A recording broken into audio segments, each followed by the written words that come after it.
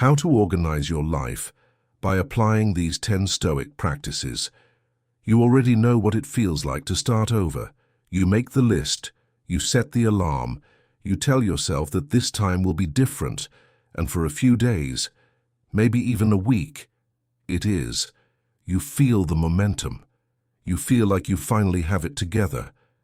And then, quietly, almost without you noticing, everything drifts back to exactly where it was, not because you are lazy, not because you lack intelligence or ambition, but because something underneath the system was never addressed, something that no productivity app, no morning routine video, no color-coded planner ever touches.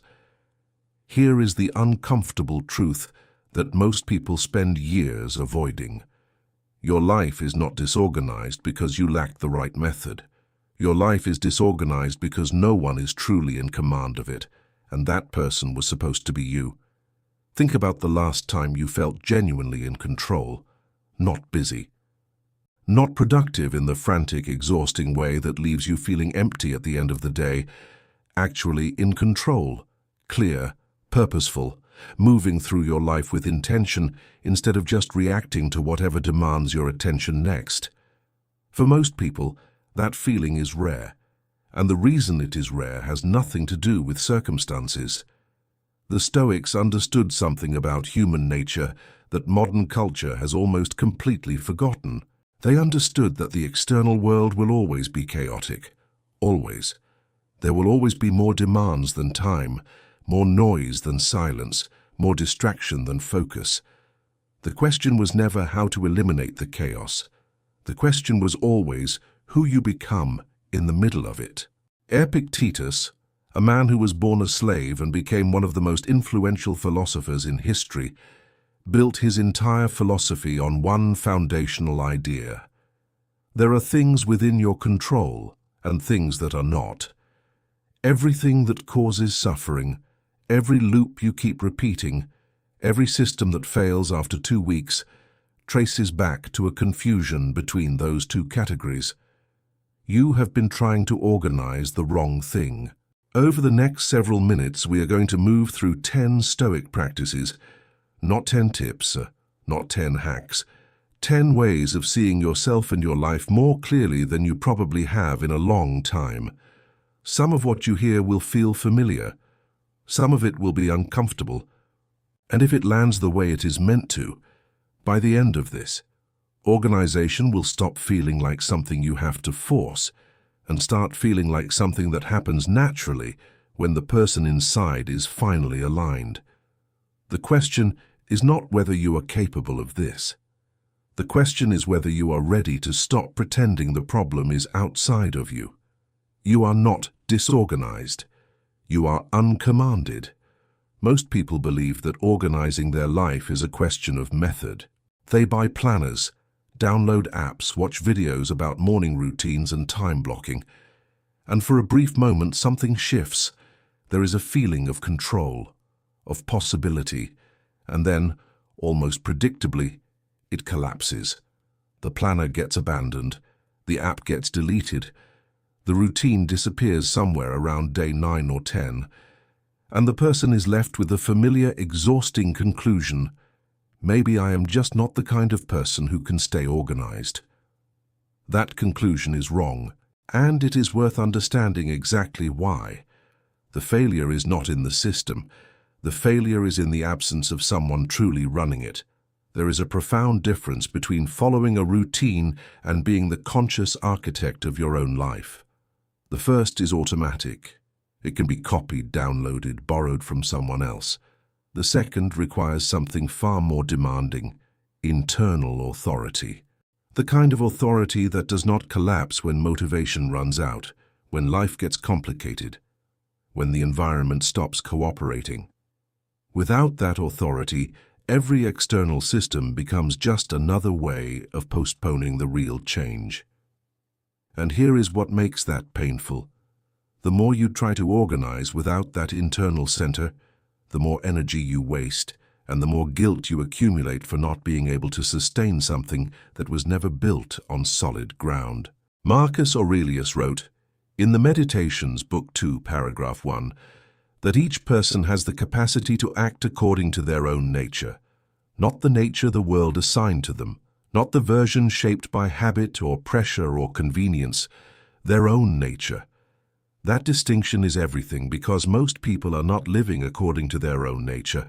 They are living according to whoever happened to shape them most recently, a boss, an algorithm. The expectations of people whose opinions they have never consciously chosen to care about.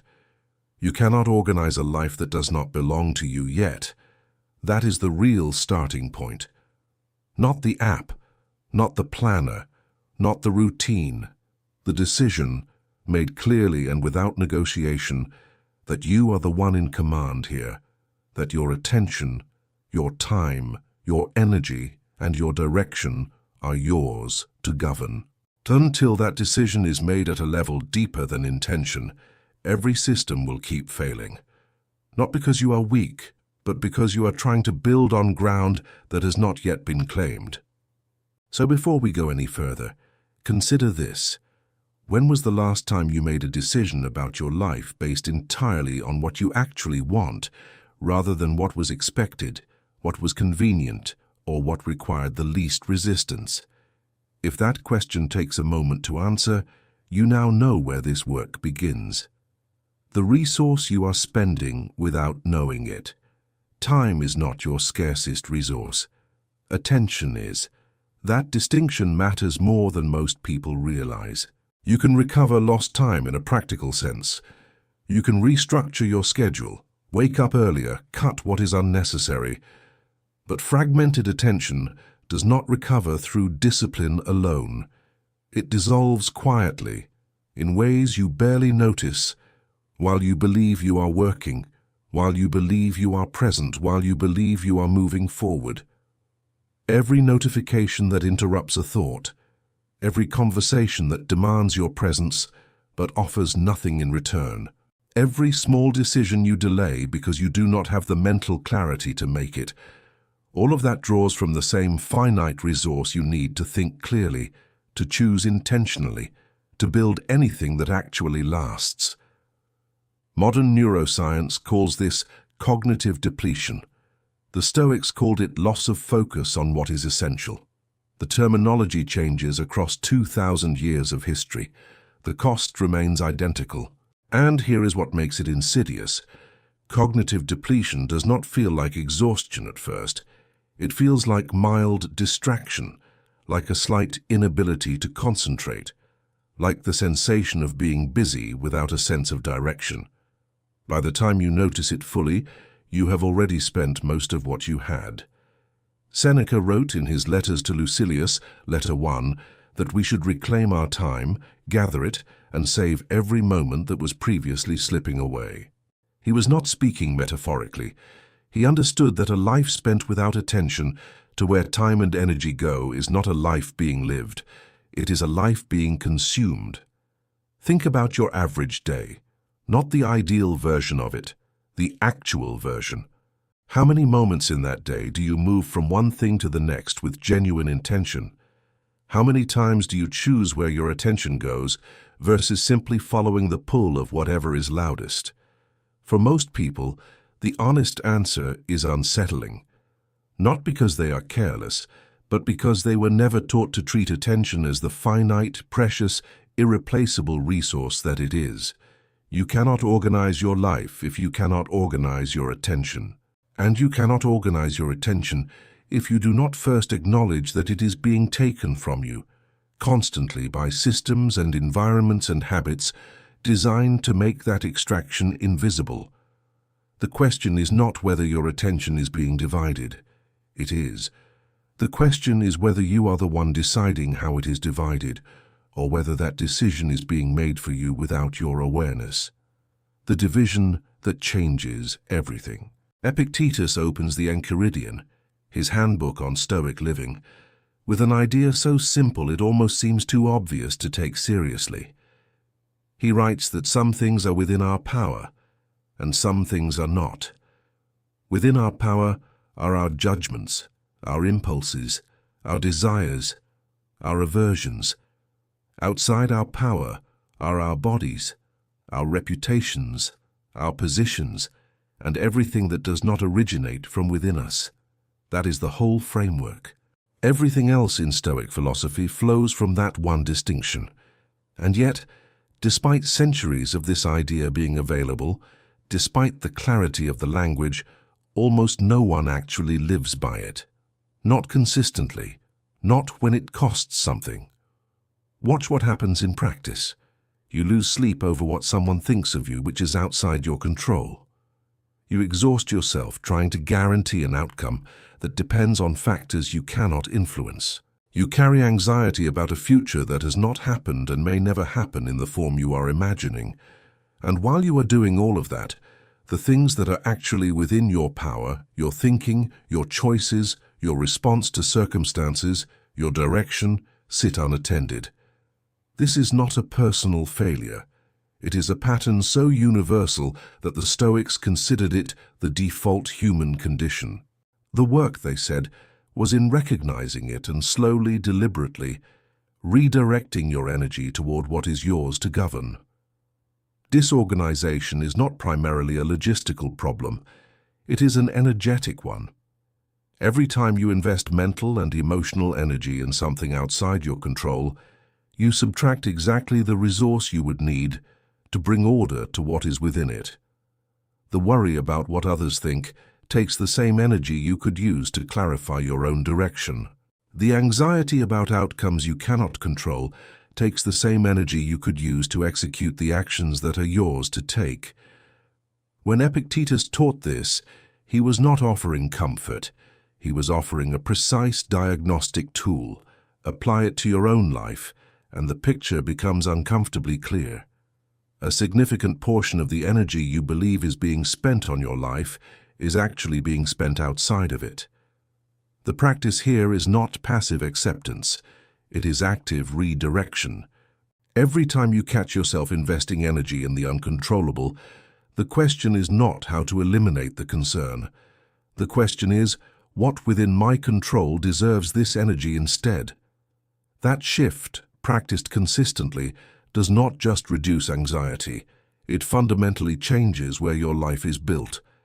And yet, even after understanding this, most people still find themselves scattered. Not because they forgot the lesson, but because understanding a pattern and escaping it are two very different things. You are not lost, you are divided. There is an experience that almost everyone has had, but very few have named clearly. It is the feeling of wanting two things that cannot coexist. One part of you wants discipline, structure, and progress. Another part wants comfort, ease, and immediate relief. One part commits to waking up early. Another part negotiates with the alarm at 5 in the morning. One part knows exactly what needs to be done. Another part finds endless reasons to do something else instead. This is not weakness. This is not a character flaw. This is what psychology describes as identity conflict, and it is one of the most quietly destructive forces in a person's life. When you do not have a clear, settled sense of who you are and what you genuinely stand for, every decision becomes a negotiation between competing versions of yourself. And negotiations take energy. They take time. They produce compromise when what the situation requires is commitment. You move, but not in one direction. You work, but not toward one thing. You feel busy, constantly, without the sense that anything is actually being built. The Stoics called this living without a ruling principle. Marcus Aurelius returned to this idea repeatedly throughout the Meditations. In Book 3, paragraph 16, he wrote about the importance of having an inner guide, a governing faculty that does not simply react to circumstances, but directs the self with intention. Without that inner guide, he observed, a person becomes subject to every external force that presents itself. That description fits the modern experience with striking precision. When your identity is not settled, the environment decides who you are, moment to moment. The algorithm decides what holds your attention. The mood of the room decides your emotional state. The expectations of others decide your priorities. Not because you chose any of that, but because you left the position of commander vacant, and something always fills a vacuum. Here is what that looks like in daily life. You feel genuinely motivated on Sunday evening. Monday morning arrives, and the motivation is gone, and you cannot understand where it went.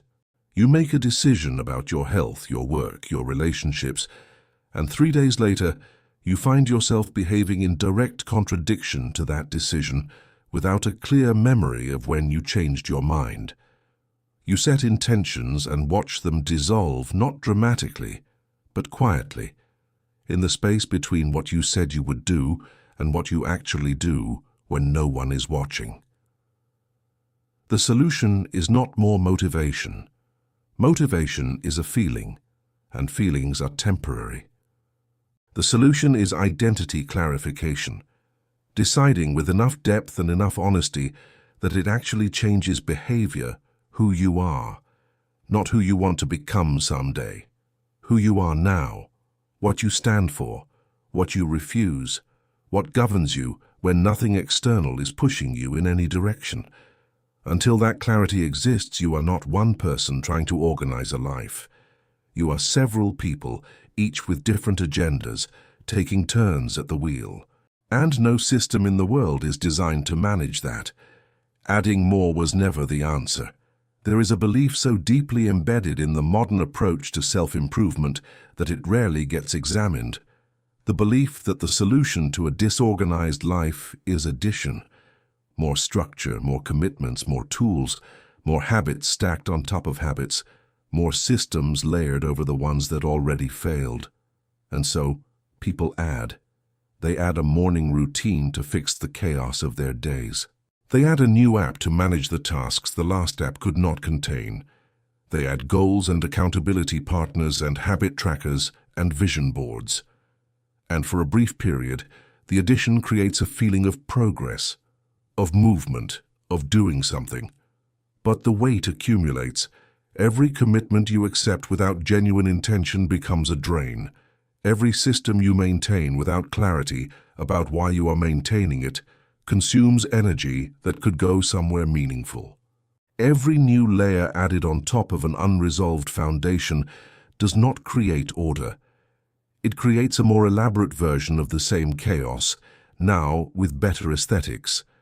Marcus Aurelius wrote, in the Meditations, Book 4, paragraph 24, about the practice of asking at every step whether something is necessary, not useful, not interesting, not potentially valuable someday, necessary. That word carries a weight that most modern approaches to organization completely ignore. The Stoics were not minimalists in the aesthetic sense. They were minimalists in the energetic sense.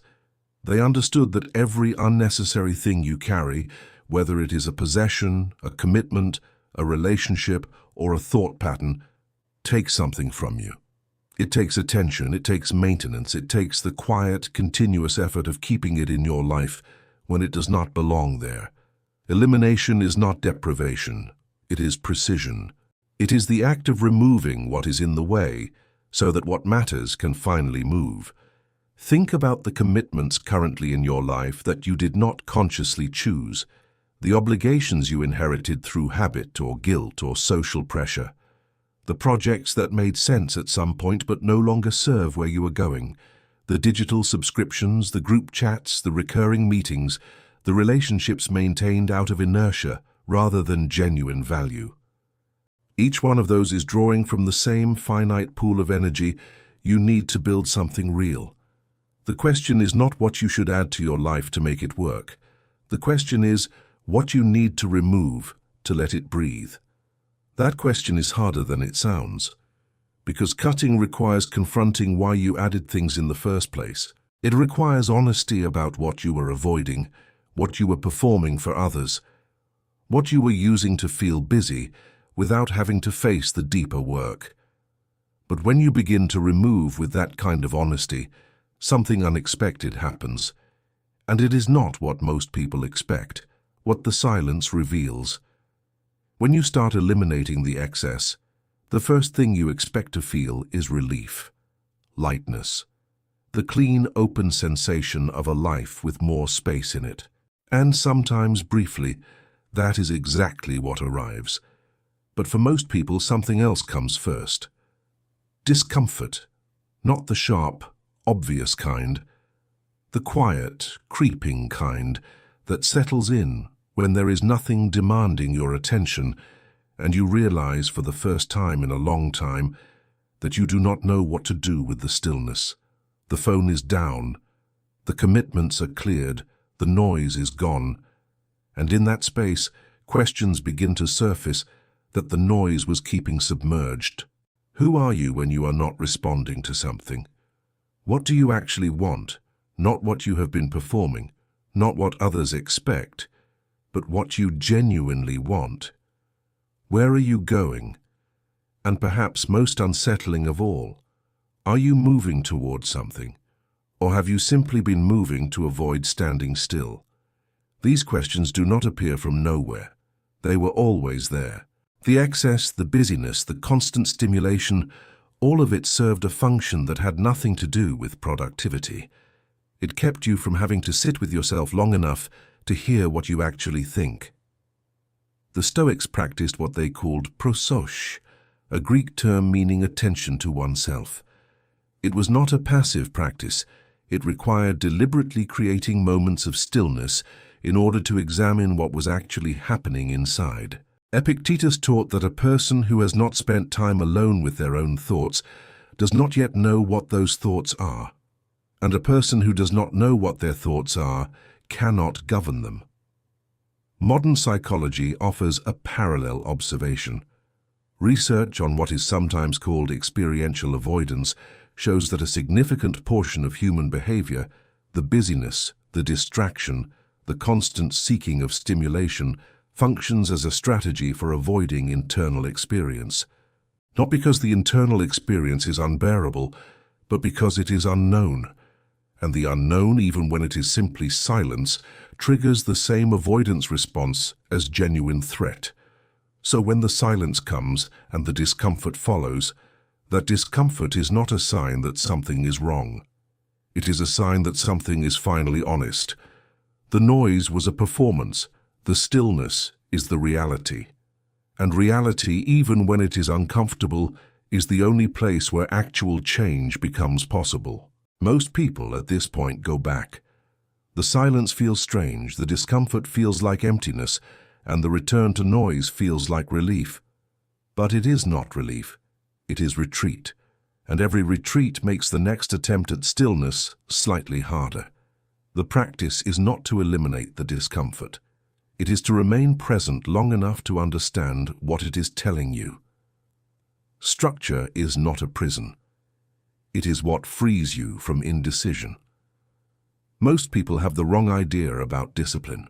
They picture it as restriction, as a kind of self-imposed cage where spontaneity dies and every hour is accounted for with military precision. And because of that image, they resist it. They tell themselves they prefer flexibility, that they work better without rigid structure, that creativity requires freedom from routine. What they are actually describing is not freedom. It is the exhausting, invisible cost of deciding everything from scratch every single day. Here is what happens without structure. You wake up and the first thing your mind does is negotiate. What should I do first? Should I check my messages now or later? Should I work on the important project or handle the smaller tasks first? Should I exercise this morning or push it to the evening? Every one of those micro-decisions draws from the same cognitive reserve you need for the work that actually matters. And by the time you have finished negotiating with yourself about how to begin, you have already spent something you cannot get back. The Stoics understood this with remarkable clarity. Their daily practices were not rituals for the sake of ritual. They were architectural decisions. They were ways of removing friction between intention and action.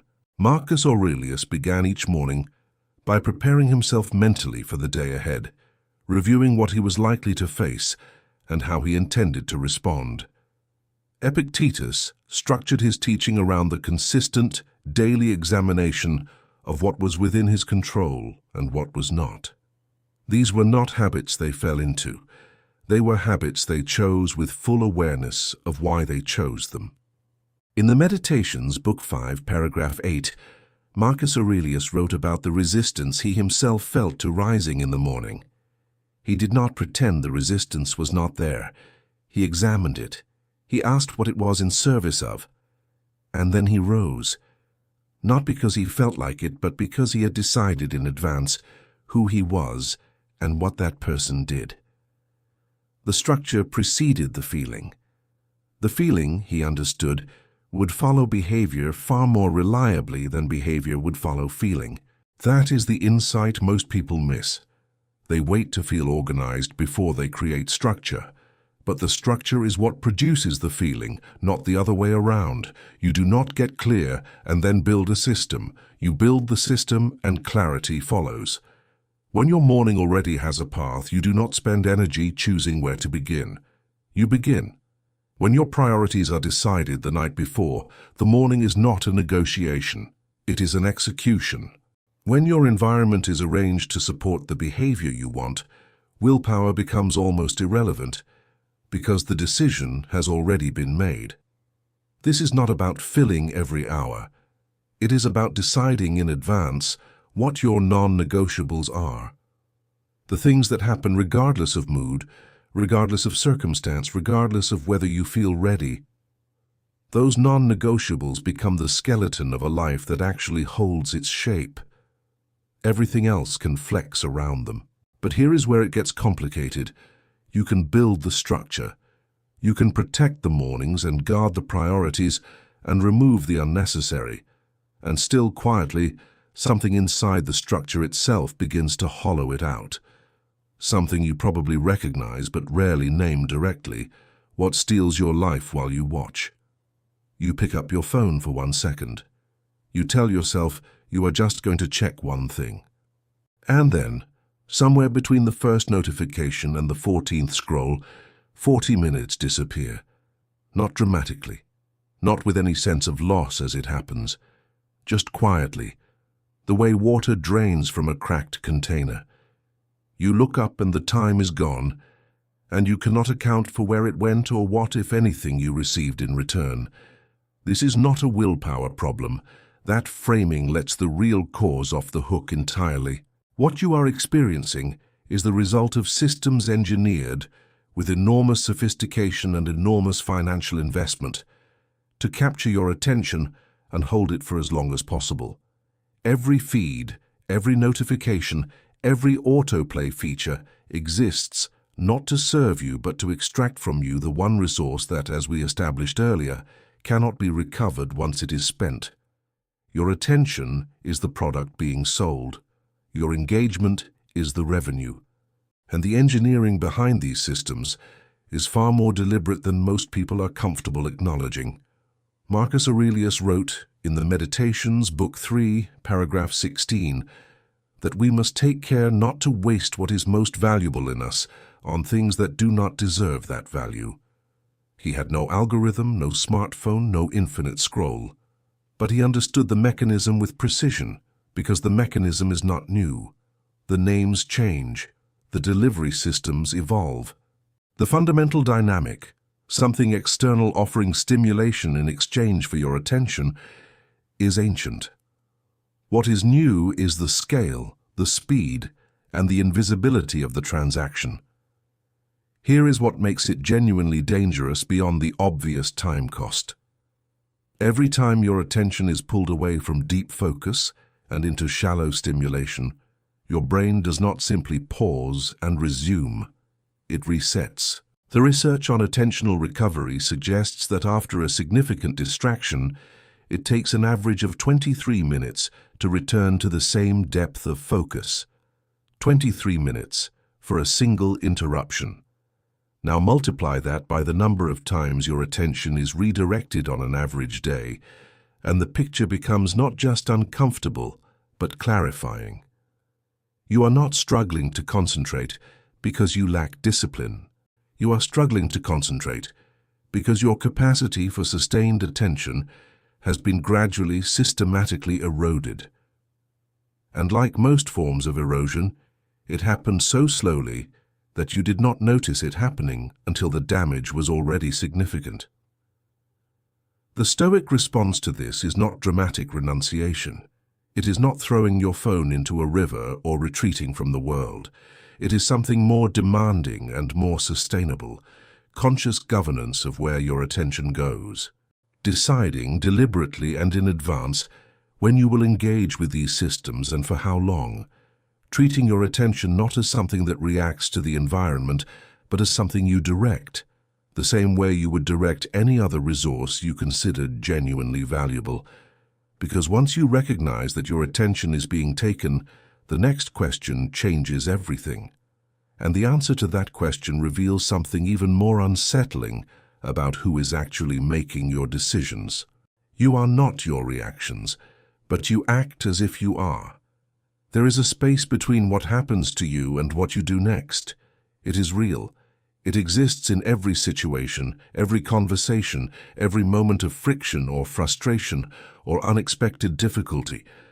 But for most people, that space is so narrow, so compressed by habit and by reactivity, that it functions as though it does not exist at all. Someone sends a message with a sharp tone, and your body responds before your mind has finished reading the words.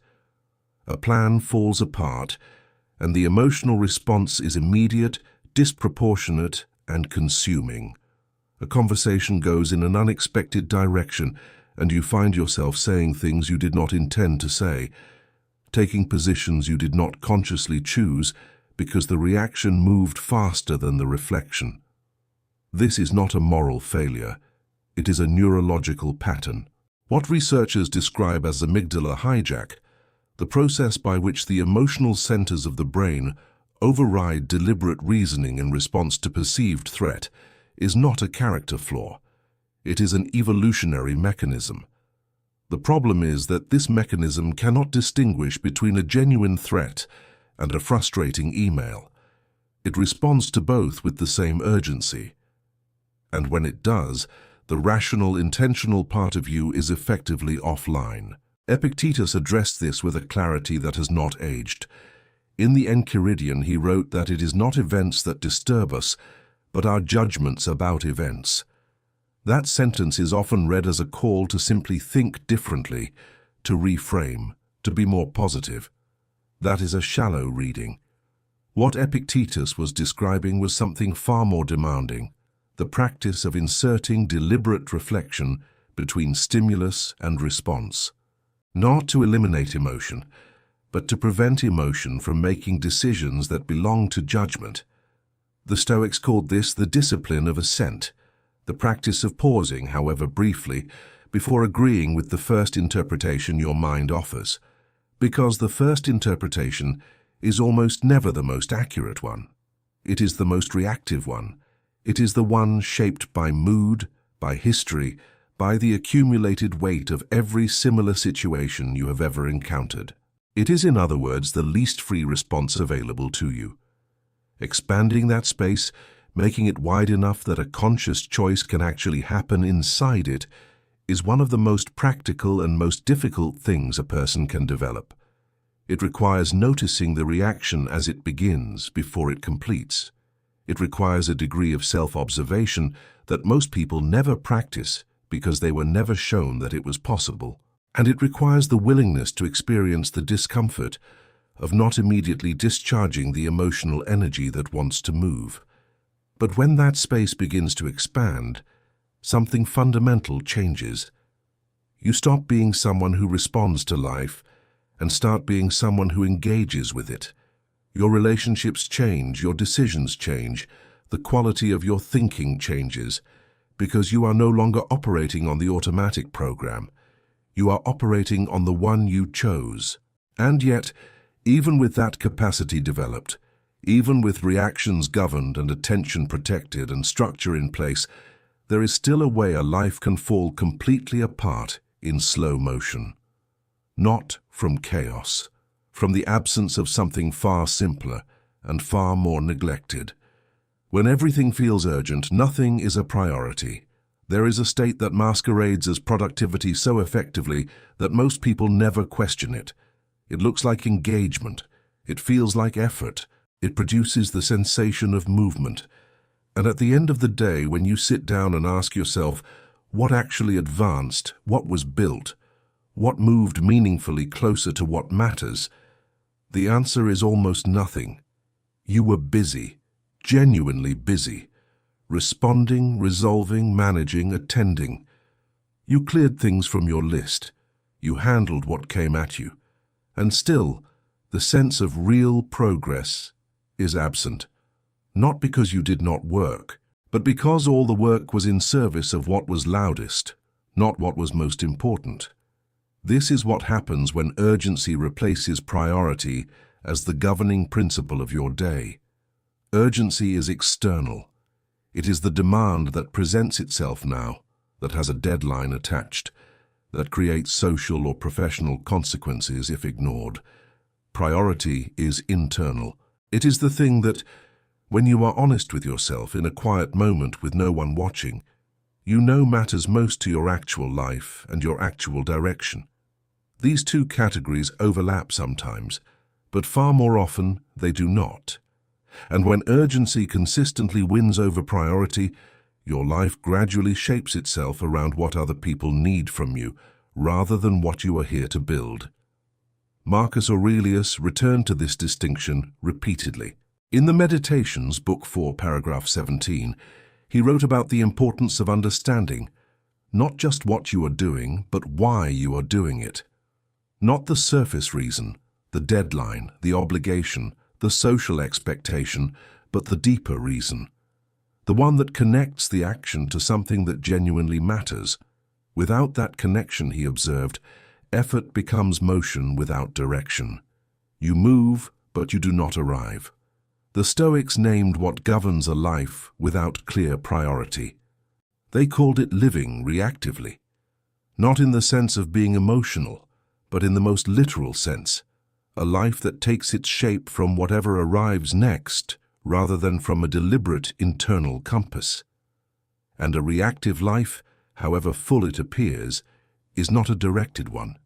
Here is what makes this particularly difficult to address. Choosing a priority requires giving something up. Every yes to what matters most is a no to something else, and that no has a cost. It disappoints someone. It leaves something unfinished. It creates the discomfort of knowing that you made a choice, and that choice had consequences. Most people find that cost so uncomfortable that they avoid making the choice entirely.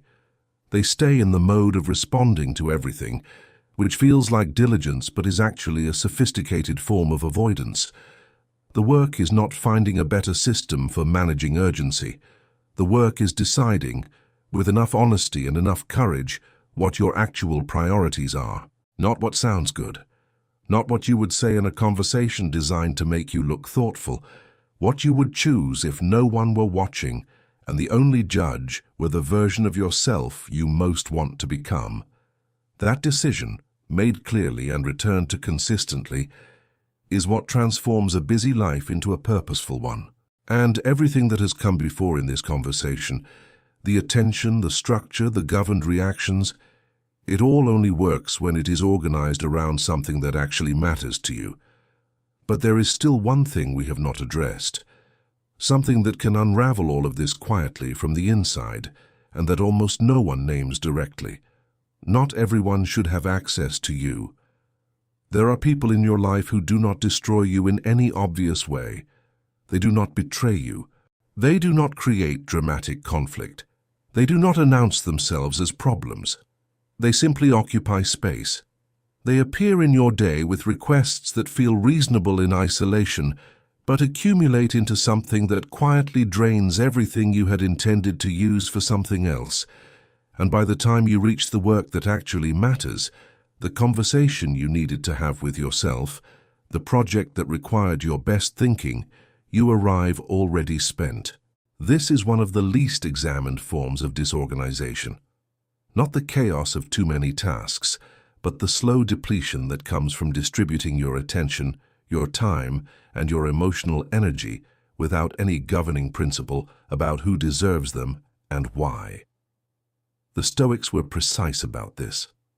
In his letters to Lucilius, letter 7, Seneca wrote that we should be careful about the company we keep, not because other people are inherently harmful, but because association shapes us in ways we rarely notice while they are happening. The influence is not dramatic, it is gradual. It is the slow accumulation of conversations that lower your standard for what you expect from yourself. The relationships that normalize distraction, complaint, or stagnation as the default condition of life. The company that makes your ambitions feel excessive rather than natural. Organizing your life means organizing your access. It means asking, with honesty that may feel uncomfortable, who in your current environment raises the quality of your thinking and who lowers it. Who leaves you with more energy than they found you with, and who consistently leaves you with less. This is not a judgment about the value of other people as human beings. It is a recognition that you have finite resources, and that how you distribute them is a choice, whether you make it consciously or not. The people who consume without contributing are rarely malicious. They are often people you genuinely care about, which is exactly what makes this so difficult, because the cost of their access does not feel like theft. It feels like generosity on your part, like loyalty, like being a good friend or a responsible family member, and those feelings are real. But they do not change the arithmetic. Every hour of emotional energy given to a relationship that consistently depletes you is an hour not available for the people and the work that genuinely matter. Every conversation you enter out of obligation rather than genuine value is a conversation that takes something from the version of you that needs to show up elsewhere. This is not a call to coldness, it is a call to clarity, to understanding that protecting your energy is not selfishness. It is the prerequisite for having anything real to offer. You cannot pour from a container that has been slowly emptied by 100 small leaks. And once you begin to see those leaks clearly, you discover that some of the most significant ones are not coming from other people at all. Some of them are coming from something far more intimate, something you carry with you everywhere that no one else can see, and that quietly costs you more than any relationship ever could.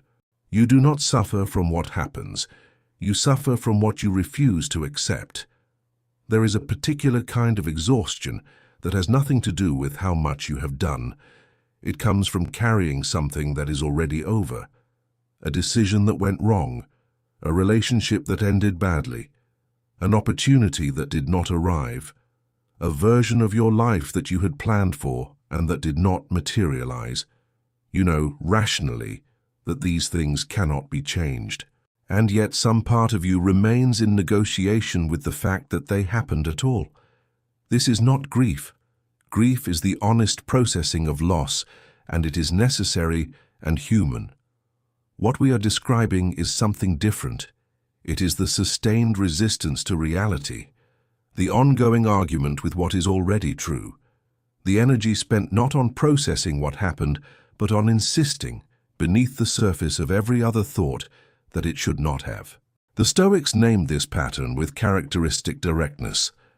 Marcus Aurelius wrote, in the Meditations, Book 6, paragraph 2, that we suffer more in imagination than in reality. What he was pointing to was not the events themselves, but the layer of judgment and resistance we place over them. The story we keep telling about what should have been different. That story does not protect us from pain. It extends it indefinitely. The concept the Stoics return to repeatedly on this subject is amor fati, a Latin phrase meaning love of fate. It was not a call to pretend that difficult things are good. It was not spiritual bypassing dressed in philosophical language. It was something far more practical, the recognition that resistance to what has already happened is not a strategy. It is a drain. Every unit of energy directed at arguing with the past is a unit of energy subtracted from the present, where the only actual leverage you have exists. Think about what you are currently carrying that belongs to the past. Not what you are actively working through, but what you are resisting. The situation you keep replaying, adjusting in your mind, arriving at different conclusions about who was wrong and what should have been said. The version of yourself you are still grieving, who did not make the choices you wish had been made. The relationship or the career or the opportunity that represents, in your internal landscape, a permanent argument with how things went. That weight does not sit separately from your daily life. It is present in every decision you make from a place of scarcity rather than possibility. It is present in the way certain topics close you down rather than open you up. It is present in the gap between who you know you are capable of being and who you actually show up as when the conditions are not ideal. Acceptance is not agreement. It is not approval. It is simply the recognition that what happened, happened, and that your energy is far more valuable than the cost of keeping the argument alive. When you stop spending yourself on the unchangeable, you discover something unexpected. There is far more available for what can still be shaped than you realized. And that realization leads directly to the most important shift in this entire conversation. The day you stop outsourcing your life. There is a version of helplessness so sophisticated, so well-reasoned, that it does not feel like helplessness at all. It feels like context. It feels like honest accounting of the circumstances. It sounds like, given where I came from, given what I was not given the people who failed me and the systems that were not built in my favor, this is where I am. And all of that may be entirely accurate. Every single part of it may be true, and it is still a prison if you let it be the final word. This is not a conversation about fairness. Life is not fair. The distribution of opportunity, resources, support and circumstance is not equal, and pretending otherwise is not wisdom. What we are talking about is something more precise than fairness. We are talking about where you locate the power to change what comes next. When the cause of your current condition lives entirely outside of you, the power to alter it also lives outside of you. And you become, in the most practical sense, dependent on the external world, reorganizing itself before your life can improve. You wait for circumstances to change. You wait for people to become different. You wait for the environment to finally offer what it withheld. And while you wait, the one variable that is genuinely within your influence, the way you respond, the choices you make from exactly where you are, sits idle. Epictetus understood this from a position that removes all credibility from excuses. He was born into slavery. He had no freedom of movement, no political rights, no protection under the law. And he became one of the most influential thinkers in the history of Western philosophy. Not because his circumstances became favorable, but because he understood, with a clarity that suffering either destroys or creates, that his inner life was entirely his own.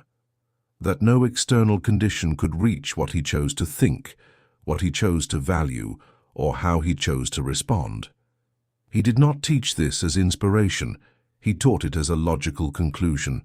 If you accept that your inner world is yours, then you accept that you are the one responsible for governing it.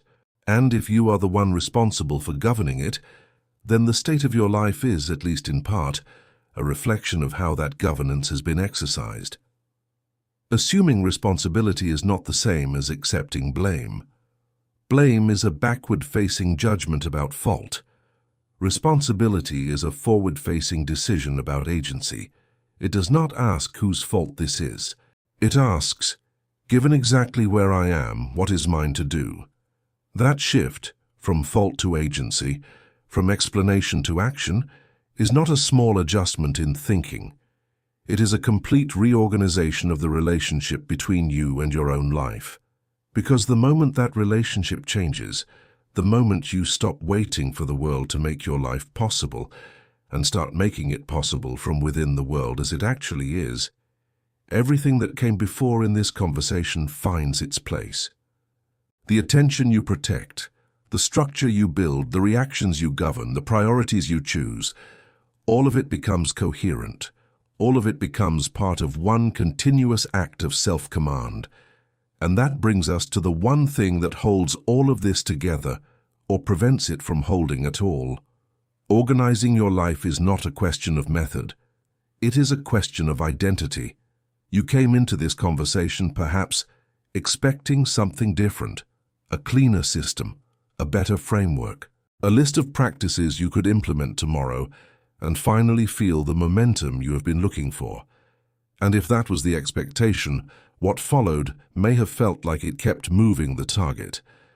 Every time a practice appeared, something deeper was required.